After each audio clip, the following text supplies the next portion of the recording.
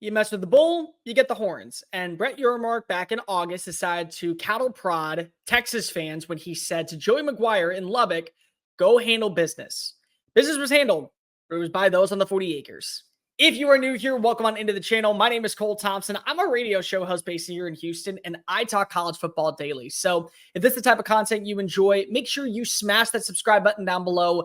Thank you to all the brand new followers and subscribers we've had. We're on the race to 1,000.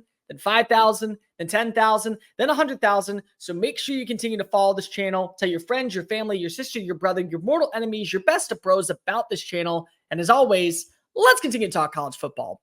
By the way, if you want to go ahead and give me a follow on social media as well, I'd greatly appreciate it at Mr. Cole Thompson. It's the same as my YouTube handle. So when you hit subscribe on one, make sure you hit the follow button on the other. Texas won 57-7 against Texas Tech on Friday night. And I think a lot of people kind of forgot about this game because it was on a Friday, and then you had the Iron Bowl following and what happened in Auburn. And then you had the big game that happened in Ann Arbor. And then you had Washington in the Apple Cup with a game-winning field goal by a guy who gets on scholarship. And that's great. But you have to remember that this is a game that Texas really needed to win, and they needed to win convincingly. Because at the end of the day, here's what we know about Texas. And this is a problem that I've had with Texas all year. And I've stood on this for a while, and I'm not going to change my opinion that much. Texas is still not BACK. And they won't be BACK even if they are to run the table and find a way to make it to Houston and play in the national championship.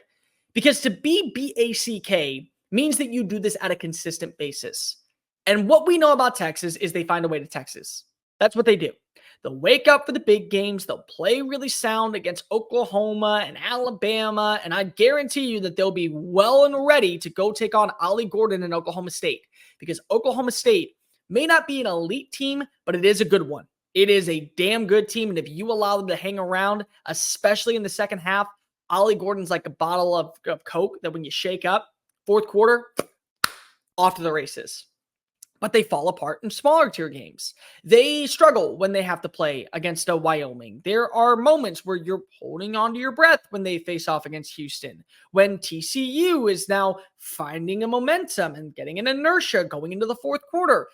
And this was a game where Brett Yormark was in attendance. Senior day, you have Joey McGuire, who last year handled business and said after a win that they probably shouldn't have, the Big 12 runs through Lubbock.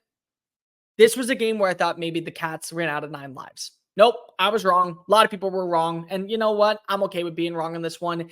Texas had 6 different players score a touchdown. You had Jaden Blue go off for a career day with over 120 rushing yards. You saw other players not named Xavier Worthy step up, even though he did have a touchdown grab at 48 yards. You watched as Savion Red got involved. You watched as Quintarian Windsor got involved. We saw Arch Manning make his debut. How about that? We watched the defense get big pick sixes. We watched them get turnover after turnover, and they held this team to under 4 yards a carry. You saw Jatavion Sanders and Jordan Whittington and Adonai Mitchell, Jonte Cook all find a name for themselves. You watch as this team never lost momentum, and they never lost their identity. And at the end, 50-point differential is huge for not their status of now, okay, this is no longer the Texas of old. We're 11-1. We're finding our way back to Arlington for the first time since 2018. No, this is big for the College Football Playoff Committee. Because the College Football Playoff Committee is going to look at every single avenue out there of who are the 4 best teams. Who are the 4 teams that by the time the season came to an end and the clock struck 0 on championship weekend, who did their job? Texas not only won a football game against an in-state rival, they won it soundly.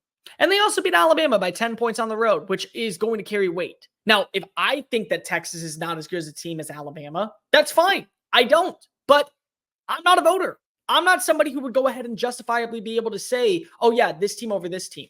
If it comes down to it, and there's one spot left, and the Crimson Tide roll their way through Atlanta, and they punch their ticket to an SEC title, and so does Texas, Texas gets in. And I think because of this game, that does a lot of the heavy lifting. I know it's Texas Tech. Texas Tech had a down year this year. They lost Tyler Shuck. They lost a couple of offensive linemen. They lost some defensive players. They weren't the team that a lot of people thought was going to be one of the breakout rosters in college football. But it's still a rivalry game. And more than anything else, it's a game to where you wanted to go ahead and see the culmination of what this season was supposed to be.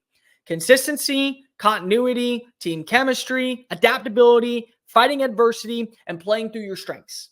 They did all that.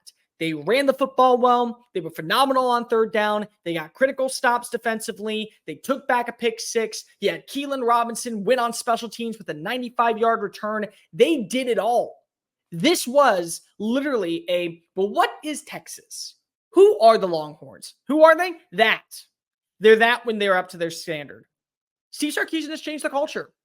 It's a program defining win because of this is where going into the SEC next year, you hold your own and say, they're ready.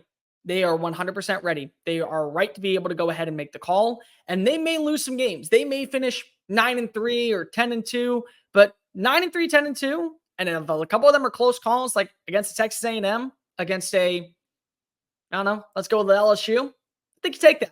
I think you take that 10 times out of 10. Texas is a good team. Texas showed the world, hey, we are really going to stick around. You do not want to mess out with us when you get the opportunity. And I can tell you this much. They win on Saturday and somehow chaos occurs to where they make the jump. They're going to be in the playoff. By the way, Tuesday is going to be a really big day for Texas. And I'm sure that we'll talk about this tomorrow, where Texas, if they find their way into the number 5 spot, all they need is a loss. All they need is one loss. And we can have a legit conversation. Who belongs in? Oregon or Alabama or Texas. They can have that conversation too. Whether or not I think Texas is better than Alabama, whether or not I think Texas is better than Oregon, I can tell you this. They've done their job. They've handled business. And right now they're looking like they're full steam ahead. All gas, no brakes was the slogan invented by Steve Sarkisian when he first entered Austin. It was all gas, no brakes. You got the full experience of the Horns on Friday night. And Brett Yormark, as he watched him on the big screen, great trolling, by the way, realized the right team is going to the college football playoff potentially. The right team, the Big 12, is representing us. Thank you so much for watching that video. Don't hit the X button yet. Make sure you hit subscribe to keep up with all of our daily content found on Just Saying It and anything else that we post on this channel. Bye.